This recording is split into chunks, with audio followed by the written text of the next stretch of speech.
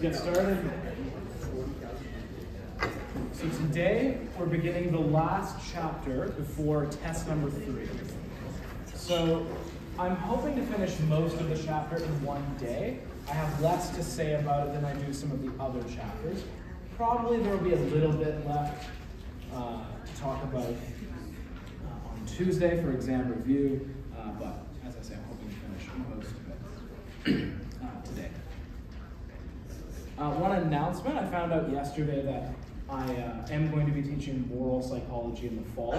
So if any of you are interested, the prerequisites will be Psych 104, Psych 105, and at least one 200-year course, which you would have to take in the spring. There are none offered in the summer. Some of you have expressed interest in this. I make the occasional comment on my research, so I'll be talking about that in the fall. So there's a little announcement. But as I say, we'll get started on chapter 15. Chapter 15 is kind of a bucket chapter. They crammed a few different things in there. The title is Stress, Coping, and Health. And it also includes a section at the end on positive psychology, which is about the psychology of happiness. Before we get to that good stuff, the first bit is on stress. So,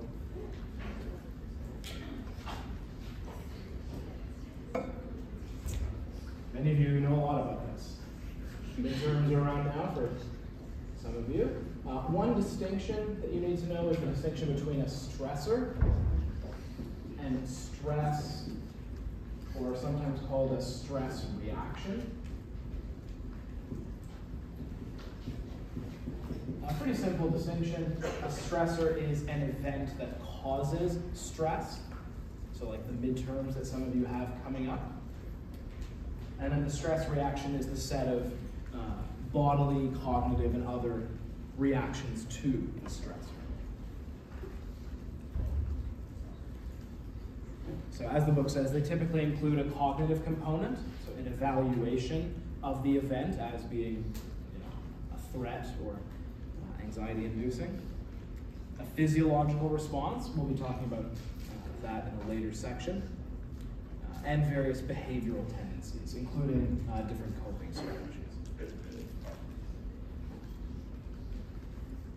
There have been various attempts to quantify how much stress people are going through. One that the book mentions is the Holmes-Rahe scale, or at least mentions their names. This scale, I'll zoom in on this in a second, talks about stressors in terms of life change units. Holmes and Rahe thought that change is what's stressful.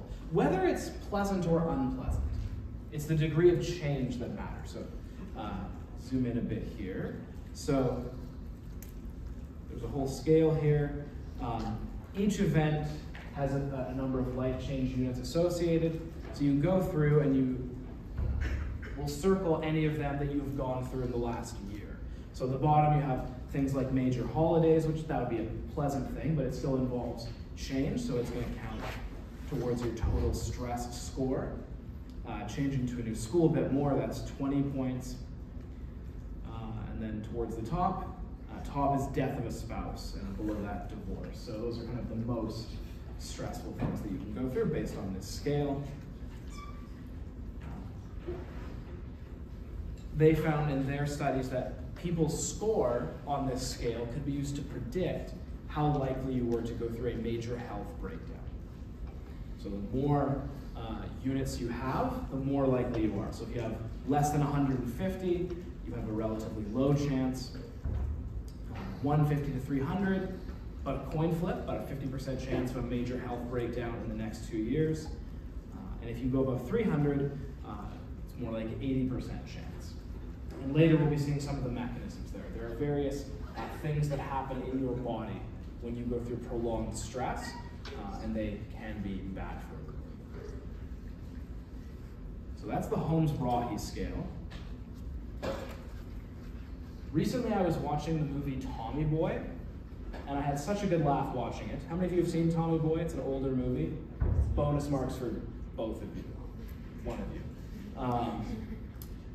and I thought I've got to find an excuse to put a clip in. So I've found an excuse. So Tommy Boy, as I thought about the movie, did go through a number of life change units. He graduated college, and moved back to his hometown.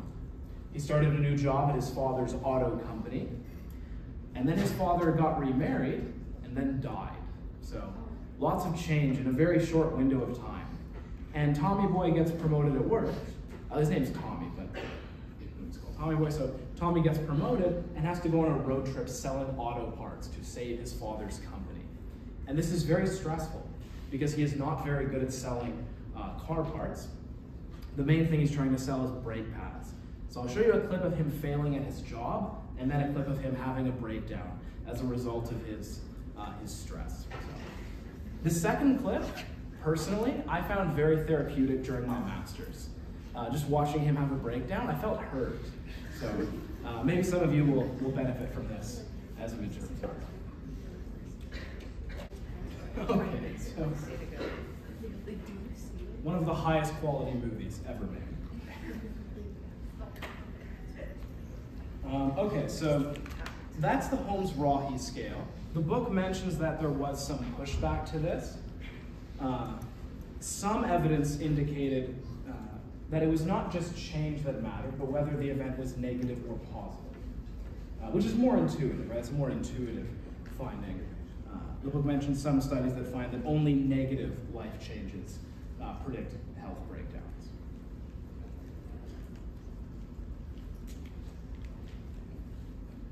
As I mentioned,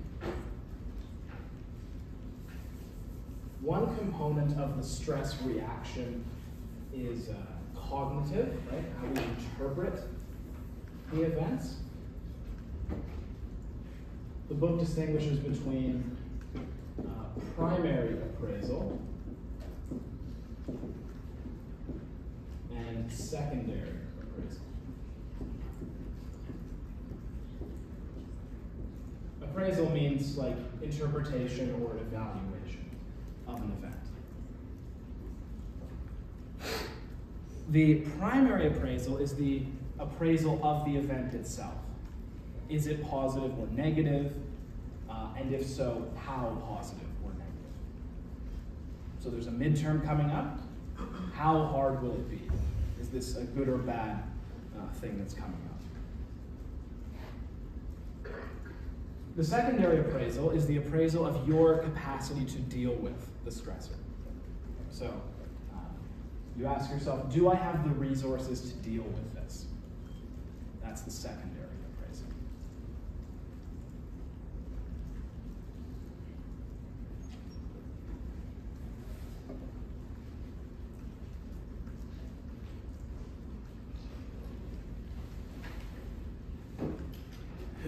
So that's the cognitive element. As I mentioned, there is also a bodily component. One widely studied aspect of our body's reaction to stress is the general adaptation syndrome, or GAS. The GAS is a pattern of bodily reactions to stress. So there's the initial stressor, like when it occurs, and then you go through what's called alarm, or alarm reaction. This curve is, you can think of it as sympathetic nervous system activation. Remember from 104 that the sympathetic system is the fight or flight system. So it's our body's reaction to something threatening, which is very adaptive when you're in the savannah of Africa and there's a lion nearby. It's an evolved reaction that redirects resources away from the immune system, away from digestion, away from healing wounds. All that stuff doesn't matter anymore. All the resources go to the heart, lungs, and muscles. So you're ready to fight or run away. So that's the sympathetic system. And you can think of this as how activated is it? So in the alarm reaction, sympathetic activation goes up. You get stressed out, you have this tense reaction. Resistance Sympathetic activation stays high, kind of plateaus. And then exhaustion, it plummets. Exhaustion occurs when your body's resources are depleted. You can't stay stressed forever. Eventually your body just kind of gives up. That is when you are most likely to get sick, during the exhaustion stage. So this is why sometimes you get a cold after a prolonged period of stress and studying too much and worry. Your body's resources are depleted and you are more vulnerable to disease. Another reason for this is a hormone called cortisol, some of you may have heard of, is released during stress, and this hormone competes with the immune system. So prolonged releasing of cortisol is bad for your immune system. The book mentions some other hormones that are released. I think cortisol is good enough. As long as you know that one, you should be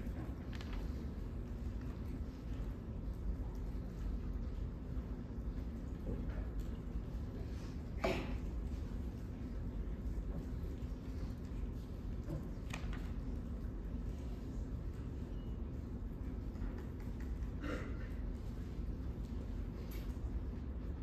One specific type of disorder that relates to this. Some books put this in the mental disorders chapter, but this book puts it in this big bucket chapter. The disorder I'm talking about is PTSD. Post-traumatic stress disorder. I'm sure many of you have heard this term, so if you just break it down, post means after, traumatic means relating to trauma, so some traumatic event, terrorist attack, you're a soldier in war, sexual assault, anything like that, kind of extreme event would count as a trauma. And there are various symptoms that go along with this, severe anxiety, uncontrolled flashbacks. You'll be going about your business and you'll have a very vivid flashback of the event in question.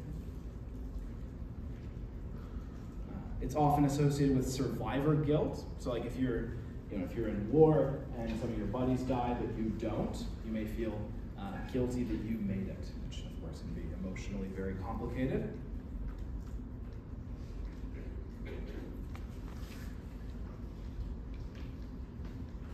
There's a section on the neurobiology of PTSD. I won't go through all of it. One that's been widely studied is the amygdala, which is a part of the brain that's implicated in several emotions, but the link seems to be strongest for fear and aggression. So there's been a lot of work done on the association between PTSD and dysregulation in amygdala activity. The amygdala is structurally very much connected with the hippocampus too. I won't test you on that, but the hippocampus is of course involved in memory creation and memory retrieval, so that may be related to the uncontrolled flashbacks. And now I have the video. I have a video of someone that is a very good representation of PTSD. I'll give a bit of the background of this scene. So this is from the show called The West Wing. I'd be surprised if any of you have seen The West Wing. Has anyone seen The West Wing? Awesome. It's a great show. Oh, actually, more than Tommy Boy. Interesting. So it's a political drama. It's about a fictional president of the United States and his staff. So, as those of you who've seen the show will know, there's an assassination attempt on the president, and one of his staff gets shot and develops PTSD. Now, the scene has three things going on. There's one part of it which is him in the therapy office talking to the therapist. There's him talking about, and I should say, while he's in the therapy office, he's talking about himself being at a concert. Because one element of his particular version of PTSD is whenever he hears music, it makes him think of sirens, and then he has a flashback. So while he's in the concert, he has flashbacks to the shooting. And he's describing this while in the therapy office. So you have to keep track of these three things, but it's a very nice representation of what having PTSD looks like.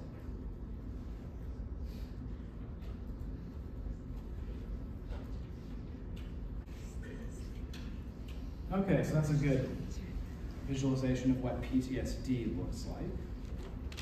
Now, two related conditions that I'll briefly talk about are rape trauma syndrome and residential school syndrome. Probably most of these people could be classified as having PTSD as well, but some have argued that the particular symptomology of PTSD-like symptoms after rape should be its own kind of diagnosis. It has its own unique symptoms, and the same is true with survivors of residential schools.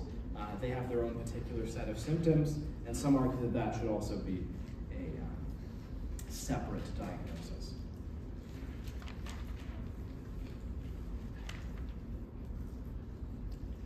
And yes, I have another video of someone describing their experience in a residential school.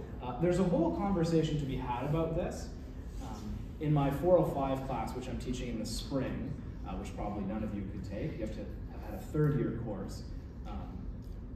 I'll be bringing this up there too. There's a conversation to be had about framing. I had a professor who used to work with an Indigenous statistician who argued that it's a little bit strange to call this a disorder, like it's a mental illness or something.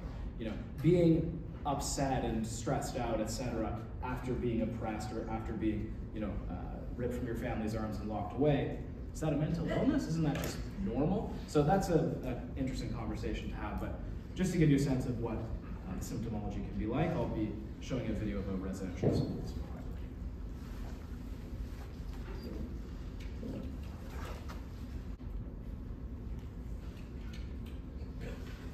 Okay, so that's the end of the section before what to do about it. So we've talked about the cognitive aspect of stress, the physiological aspect, and some specific syndromes that result from specific kinds of stress. The next section is on vulnerability and protective factors. So not everyone who goes to war develops PTSD. Not everyone who goes through stressful experiences develops a disorder. So what are the individual differences between people that determine whether they have these extremely negative reactions? So vulnerability factors would be any trait or situation that increases the likelihood of a very negative reaction. Whereas a protective factor is any individual or situational variable that helps you, that makes it less likely that you'll have an extremely negative reaction.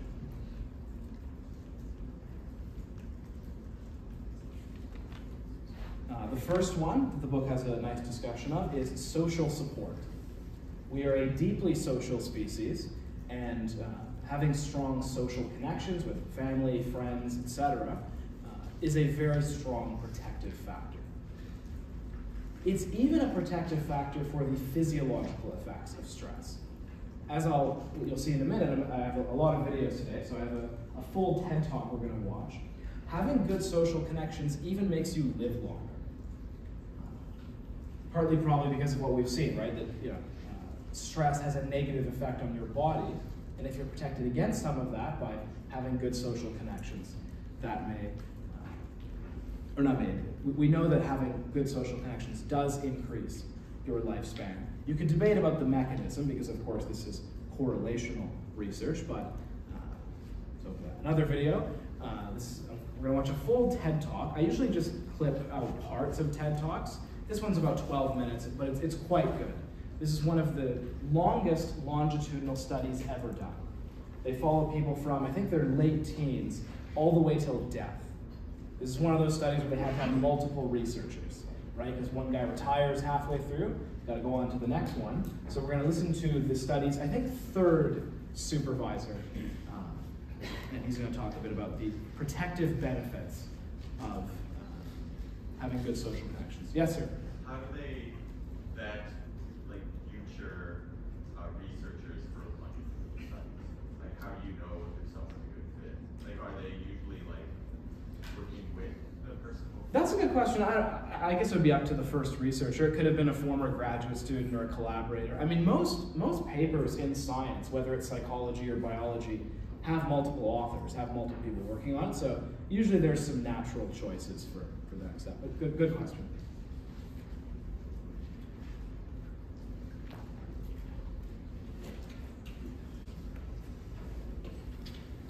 Okay, so really cool research. So some of the stuff we've talked about could be possible mechanisms for this, though of course it's important to keep in mind that by definition all of this research is correlational, but still quite a nice pattern that they found. So that's social support. Another very different kind of protective factor is what the book calls hardiness.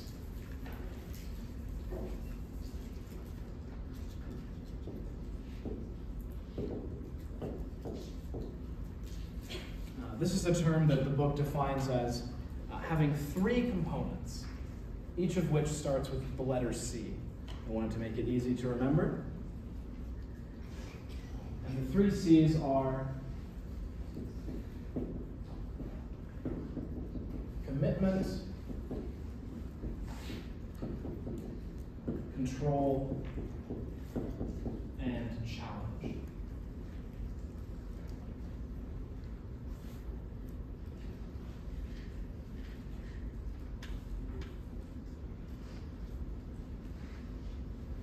Commitment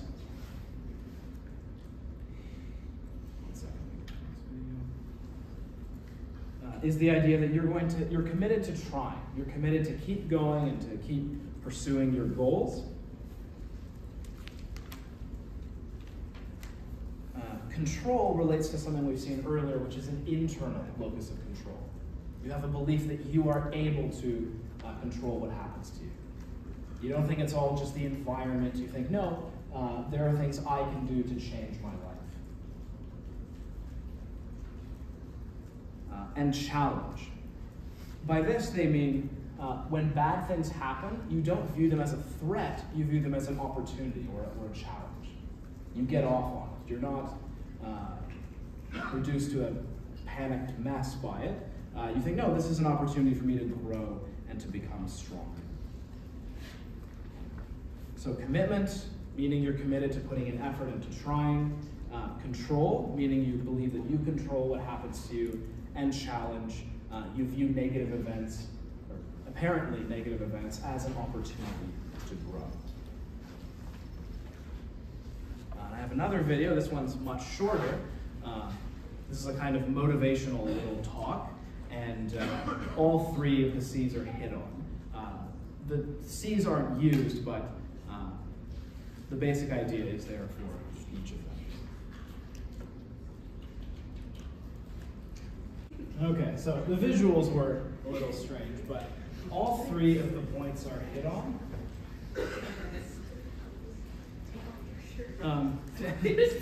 Yeah, no, not that. Commitment. So one thing he says in there is, if you have time, you can better yourself. And the line towards the end about making excuses for why other people are successful and you are not is not the way to better yourself. And obviously it's true that people are born with different advantages or disadvantages, but if you have a hardiness kind of attitude, you focus on the aspects of your life that you can control. And challenge he would have talked about towards the beginning, where he talks about the importance of seeking discomfort, not trying to retreat into what's comfortable, but viewing negativity, unpleasantness as an opportunity for growth. Okay, I'll hammer out some other protective factors. One that's reviewed from a prior chapter mostly is coping self-efficacy. Remember that self-efficacy is belief in your own effectiveness, right? Belief in your own abilities. So coping self-efficacy is belief in your ability to cope, right? So pretty intuitive idea. So if you have confidence in your own coping strategies, that is also a protective factor. The book has a discussion on optimism. Optimism is also a protective factor. If you have a more optimistic disposition or outlook, that can be helpful.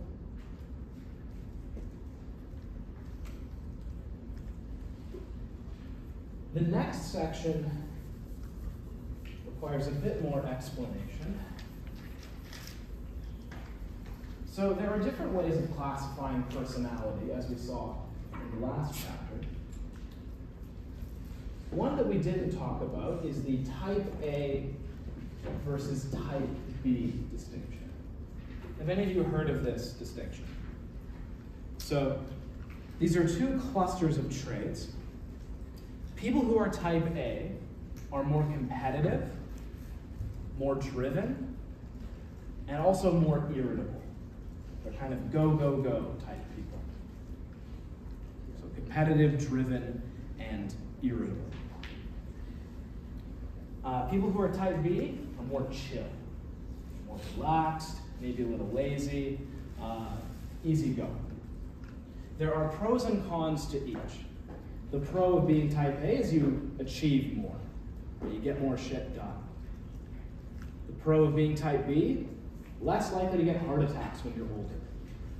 So it turns out being type A is correlated with cardiovascular issues as you age. Because if you're constantly, like this, not so good for your health in the long run. To give us a sense of what the distinction is, we'll do another personality test. Now this one, I'm just gonna guide us through. You can just keep score on your paper or computer. These are all +1 and -1. So and just for the sake of time, go with your gut. Don't overanalyze it, just kind of make a judgment for each. B is -1, and that's not a value judgment, that's just how it's scored. And A is +1. So at the end, you'll kind of add them up. And obviously, if you're above 0, then you're leaning towards being more type A. If you're below 0, you're leaning more towards type B. When exercising, I try to keep a steady pace, B, -1. I push myself to go harder, A, +1. So just make a judgment call, which one is more you. In conversations, I tend to interrupt other people, A, +1, so you're the interrupter, or people tend to interrupt me, B, -1. I play games to have fun, B, -1. To win, A, +1. The best position in a team is the leader, A, +1. Second in command to an awesome leader, I just took this from the internet, B, -1. When driving, or if you don't drive, you could say when walking or whatever, people tend to pass me, B, -1. Or other people tend to pass me, A, +1. Isn't it the other way around? You pass people if it's like... Wait, what did I say? If you pass other people, A, +1. If other people pass you, B, -1. The pleasure in a task is finishing it, A, +1. Exploring its possibilities, B, -1. I eat slowly to savor the flavor, B, -1. Or fast for a burst of flavor, A, +1. Stress pushes me to achieve more, A, +1. Harms my output, B, -1.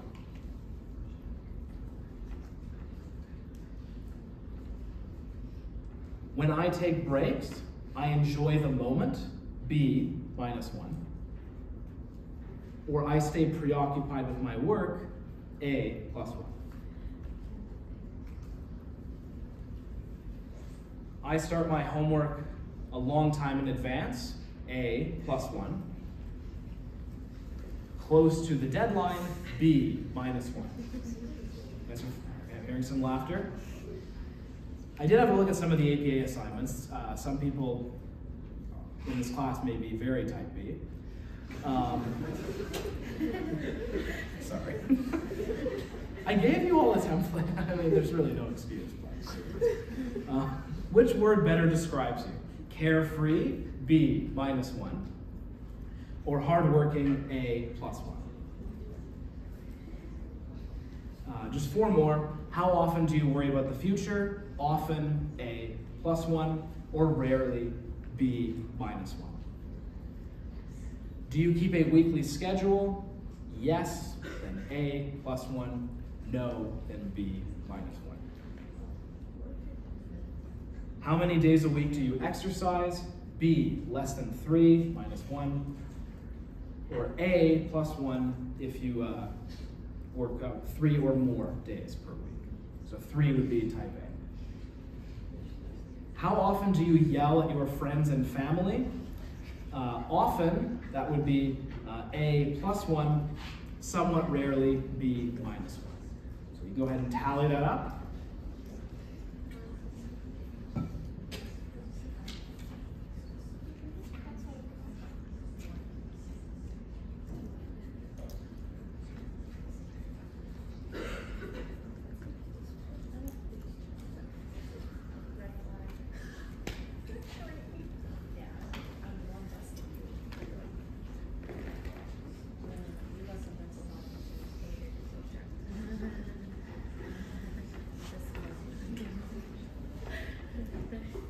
Okay, raise your hand if you need more time to tally it up. Shouldn't be too hard. Okay, so now you have a sense of where you are on this. So, as I say, type A is associated with more long-term negative effects of stress, such as cardiovascular problems. As an illustration of this, how many of you have seen the short clip on my YouTube channel? It's not like in the main part. Oh good, so you'll have a pleasant surprise right now. So there's only one non-teaching video I have that's public on my channel. It's footage of my brother. So I have 2 brothers and 1 sister. They're all younger than me. So I'll focus on my brothers. One of them is very type A.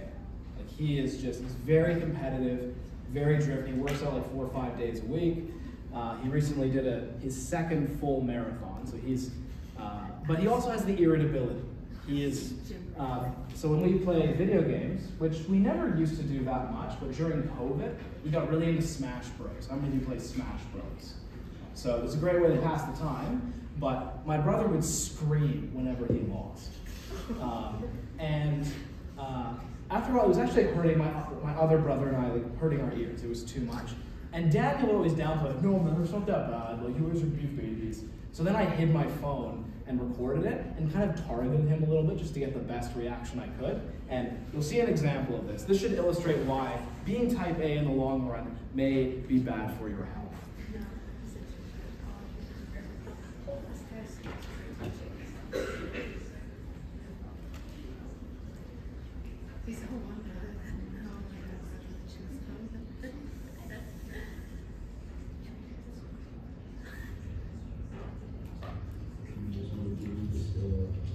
Breathe this air.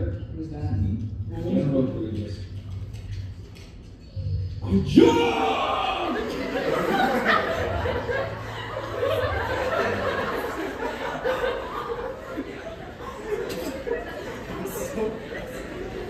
That's type B? What's wrong with you? Well, I said type A.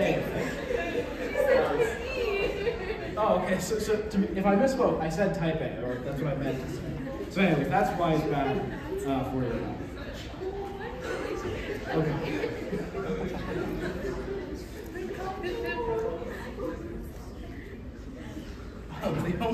The only other thing I have to say about this is the book says there's some research into the variables in type A that are most predictive of cardiovascular disease, and it does seem to be the irritability.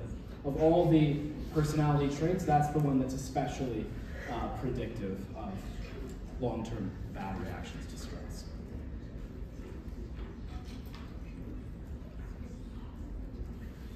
Okay. There's also a section on finding meaning in stressful events. I don't have too much to add to this.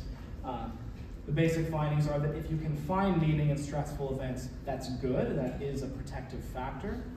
It also has a discussion of the role of religion in finding meaning in stressful events. I'm going to come back to that at the end of the book in the positive psych section, so we'll just hold off on that, but zoomed out, it is generally the case that finding meaning in stressful events is protected. One example that might help you see the force of that, think about what it feels like when you wake up after a good workout and you're like really sore. You feel kind of proud of it, right? Like, yeah, this is good. This is a sign that I'm progressing. Imagine if that exact same feeling was the result of an illness. If you just woke up, you hadn't worked out, and you're like, oh, I'm sick with something. It would probably feel very different, right? You would interpret it very differently and probably be more stressed as a result.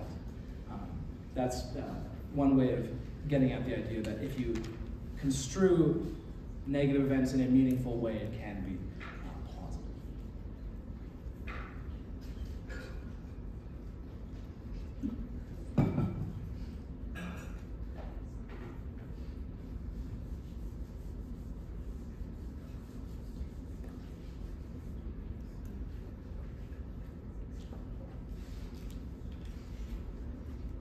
Okay, next we will talk about 3 different types of coping.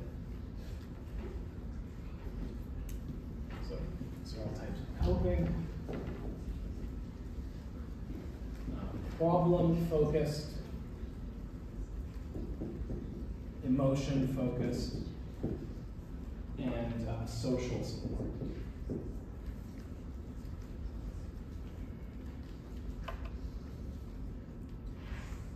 So I'll use a concrete example. So I love my supervisor, he's great, Kyle Nash. If you ever have the chance to take social psych with him, he's great. But let's suppose that he decides to be really mean. He has a big personality shift, and he starts treating me like garbage. He's like, you know what, David, you're a terrible PhD student. I can't believe I ever, accepted you into this program, or whatever. He just starts really treating me badly. So that's my stressful event, is Kyle is really mean to me. If I took a problem-focused approach, I would try to deal with the problem, namely Kyle being a jerk. So I could try to confront Kyle and make him treat me better. I could try to get a new supervisor or whatever. Something that actually addresses the issue that's causing me stress. Emotion-focused, I accept that the problem's not going to change, so I have to deal with my emotional reactions. There are different strategies that fall under this umbrella.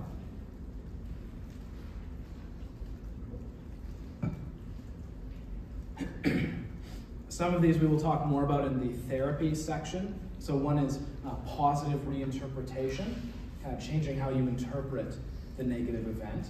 That's similar to cognitive therapy, which we'll be talking a lot about in the therapy chapter. There are some that are maybe less healthy, like repression and denial, that the book talks about. That's reviewed from the Freud stuff. But anything that's targeting the emotional reactions, that's going to fall under the emotion category. So in the case of Kyle, I may say, this isn't so bad. Kyle's just helping me build character, or helping me be more resilient or something. Or maybe I meditate, try to reduce my negative emotional reactions that way. Anything like that that's targeting the emotion, that's emotion focused. And then social support is related to what we've already talked about, trying to get help from other people.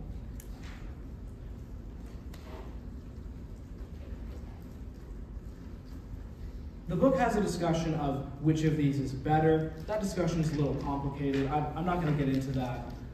Don't worry about which is better. Just understand what the 3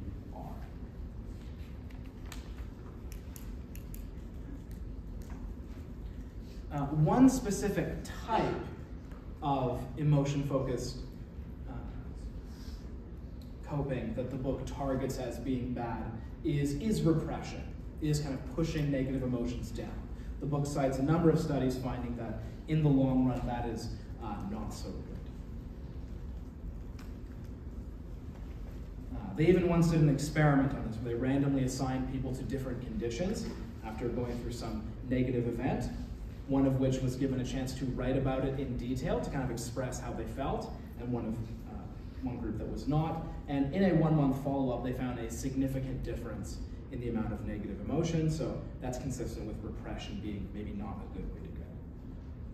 And there are more long-term studies finding similar things.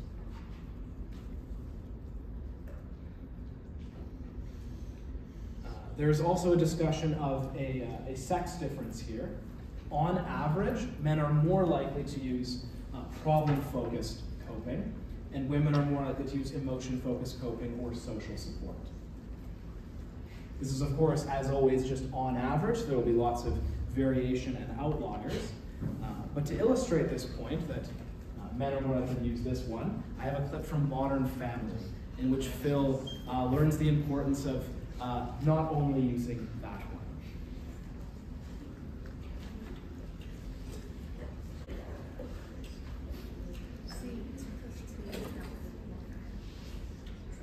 I'm just trying to help you guys out. Okay, so that's what it says about sex differences. Something that surprised me, apparently there's also a cultural difference wherein individualistic cultures, or people in individualistic cultures, are also more likely to use problem-focused coping. That kind of surprised me, but that's what the book says.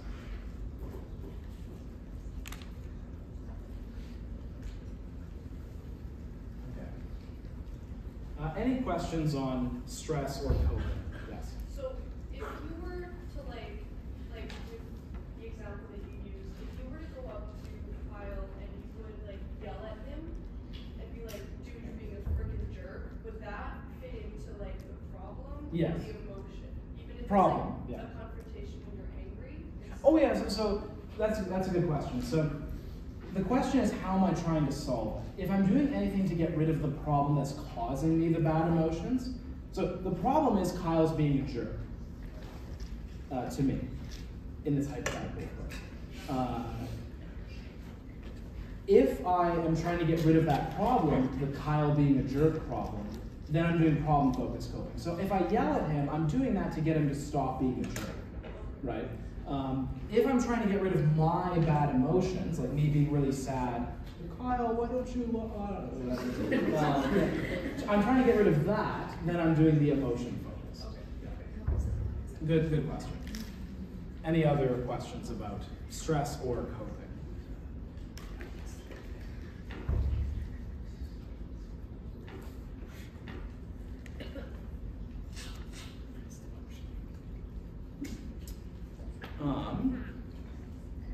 I think we're going to be pretty good for time on Tuesday. Are there any objections to ending a little bit early? No. All right. I'll see you all on Tuesday. We have one